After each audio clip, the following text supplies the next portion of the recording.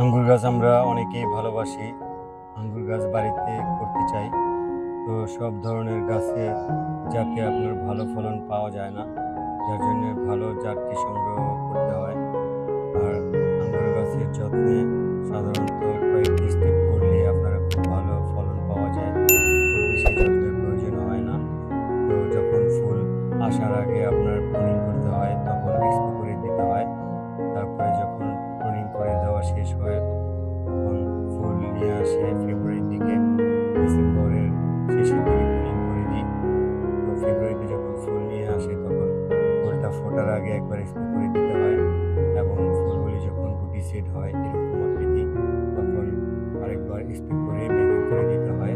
তাহলে আপনার ফলগুলি টিকবে এবং নষ্ট হবে না। কারণ এই সময়টায় আস্তে আস্তে গরম পড়ে, যার কারণে মাকড়ের আক্রমণ বেশি হয়। তাই স্প্রেটা করে দিলে আপনার ফলগুলি ভালো থাকে। আমার আগে পিছে ফলন হয়েছিল, যার কারণে বড় ছোট রয়েছে।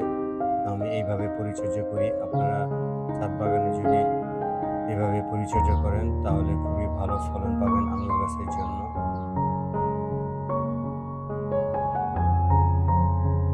তো এই গাছটির নাম হচ্ছে বাইকনুর জাতের আঙ্গুর।